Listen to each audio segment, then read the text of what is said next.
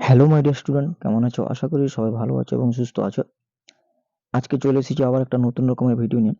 আমরা আজকে আলোচনা করব নবম শ্রেণীর বাংলা বিষয়ের 40 নম্বরের একটা পরীক্ষা, এমসিকিউ 20 নম্বরের এবং এসিকিউ 20 নম্বরের একটা মক টেস্ট।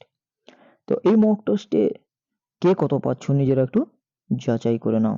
আমরা জানি আর কয়েকদিন পরে আমাদের ফার্স্ট ইউনিট টেস্টের পরীক্ষা হবে।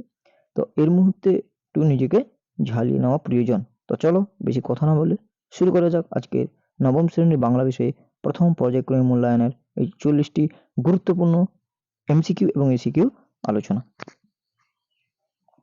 দেখো, প্রথম কোশ্চেন রয়েছে যে ব্যঙ্গ তড়কাবাজ। তড়কা শব্দের অর্থ কি? উড়ে বেড়ানো, লাফিয়ে পড়া, থেমে থাকা, বন্ধ থাকা। নিজেরা একটু যাচাই করো, নিজেরা একটু ভাবতে থাকো। দেখো উত্তরটা হচ্ছে কিন্তু এখানে লাফিয়ে পড়া। তারপর দেখো বলা আছে কোশ্চেন যে রাজার শ্যালক ধীবরকে বলেছিলেন বুদ্ধিহীন, বাচাল, গোসাপ খাওয়া জেলে চালাক।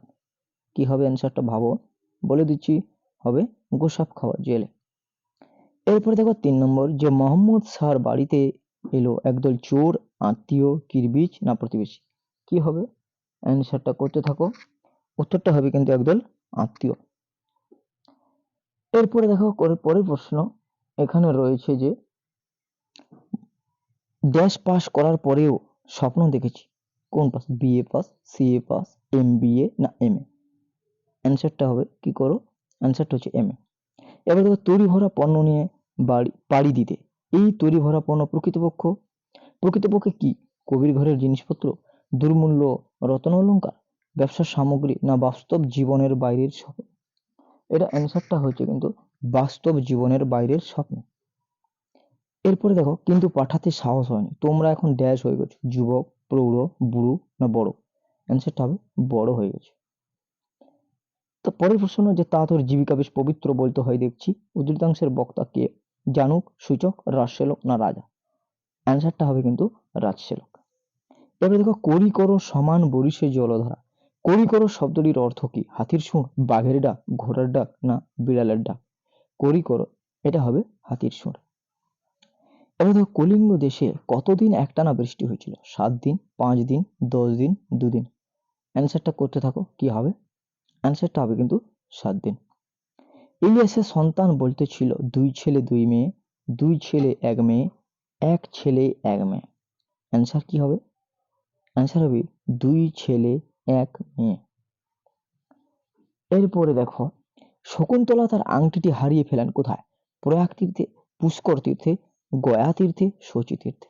অ্যান্সার হবে কিন্তু শচী তীর্থে।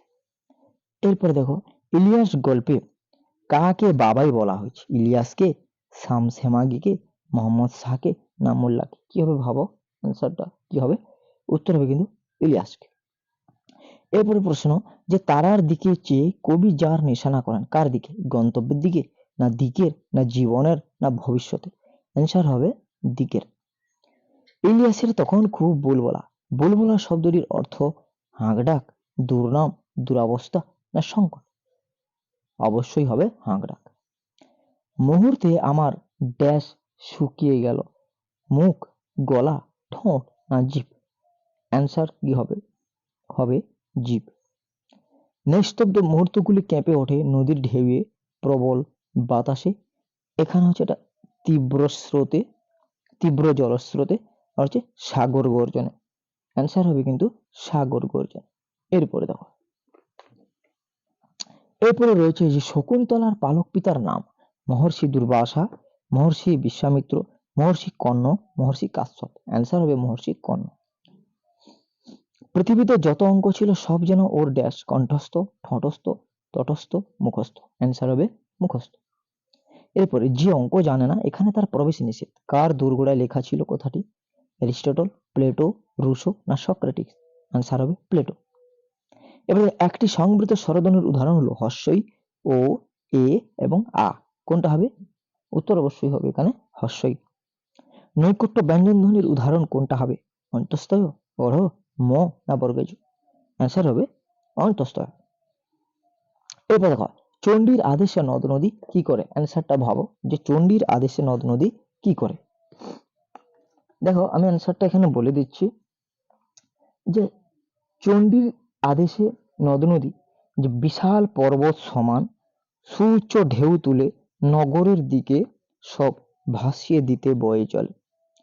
এরপরে 2-2 যে প্রভু আজ আমার সংসার চলবে কিভাবে, ধীবরের এই সমস্যা কিভাবে মিটেছিল।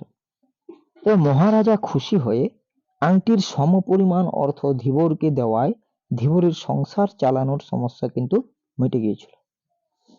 এরপরে কোশ্চেন দেখো 2-3 রয়েছে দাম গল্পে ক্ষমাকে কার সঙ্গে তুলনা করা হয়েছে। এখানে দাম গল্পে ক্ষমাকে তুলনা করা হয়েছে কুবেরের ভান্ডারের সঙ্গে। 2-4 দেখো যে দূর সমুদ্র পারে পাড়ি দিতে চেয়েও কবি ব্যর্থ হন কেন। অর্থাৎ এখানে রয়েছে যে কারণ তার নৌকার নগর তটের কিনারে পড়ে গেছে। এরপরে 2-5 নগর কবিতাটি কোথা থেকে নেওয়া হয়েছে, অ্যান্সার হবে সাদা মেঘ কালো পাহাড়। এবার এ লজ্জা আমি কোথায় রাখবো, কোন লজ্জার কথা বলা হয়েছে। এখানে মাস্টার মশাইয়ের সমালোচনা করে লিখে 10 টাকা দক্ষিণা উপার্জনের লজ্জার কথা কিন্তু বলা হয়েছে। জেলের হাতের বাঁধন কে খুলে দিয়েছিল, উত্তর হবে দ্বিতীয় রক্ষী।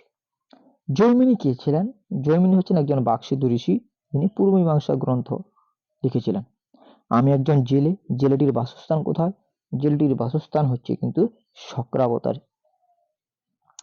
এরপরে দেখো পরের কোশ্চেন রয়েছে যে ইলিয়াসের সম্পত্তিতে টান পড়লো কেন। কারণ ইলিয়াসের সম্পত্তিতে টান পড়ার একটাই কারণ হচ্ছে কিরবিজরা এসে অনেক কিছু চুরি করে নিয়ে পালিয়ে গিয়েছিল। দ্বিতীয় নম্বর হচ্ছে তার ছোট ছেলেকে কিন্তু সম্পত্তির কিছু অংশ দিয়েছিল, কিছু ঘর উড়িয়ে দিয়েছিল। এই জন্য ধুলে আচ্ছাদিত হইল যে ছিল হরিত, লাইনটির অর্থ লিখো। অর্থাৎ ধুলায় সমস্ত কিছু ঢেকে গিয়েছিল হরিত, অর্থাৎ এখানে সবুজাব শস্য ক্ষেত্র। আমি চমকে উঠলো, বক্তার চমকে ওঠার কারণ কি, কারণ যে বাংলাদেশের এক প্রান্তিক অঞ্চলে এক বৃদ্ধির মুখে চেনা কণ্ঠস্বরে তাঁর সুকুমার নামের ডাক শুনে কথক কিন্তু চমকে গিয়েছিলেন। নগর কিসের প্রতীক, পরে প্রশ্ন, নগর হচ্ছে গতিহীনতার প্রতীক।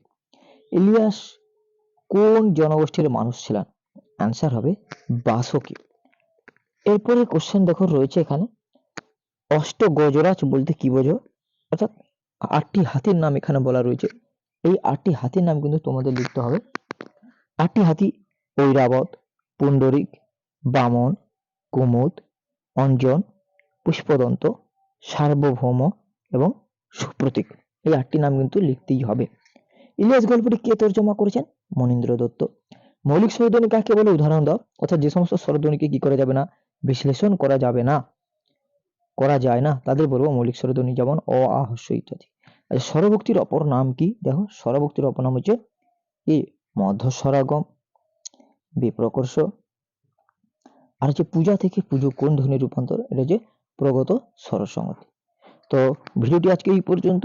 এই 40 নম্বরের মধ্যে তোমরা কে কত পেয়েছো কমেন্ট করে জানাও। আর যদি ভালো লাগে অবশ্যই লাইক করো এবং বন্ধুদের মধ্যে শেয়ার করো। এবং যারা নতুন তাদেরকে বলবো এই চ্যানেলটিকে সাবস্ক্রাইব করে রাখো পরবর্তীতে এইভাবে নতুন নতুন ভিডিও পাওয়ার জন্য। তো আজকে এই পর্যন্ত, ততক্ষণে সবাই ভালো থাকো, সুস্থ থাকো। দেখা হবে নেক্সট কোনো এরকম অন্য কোনো নতুন ভিডিও নিয়ে। আজকে এই পর্যন্ত, সবাইকে অসংখ্য ধন্যবাদ।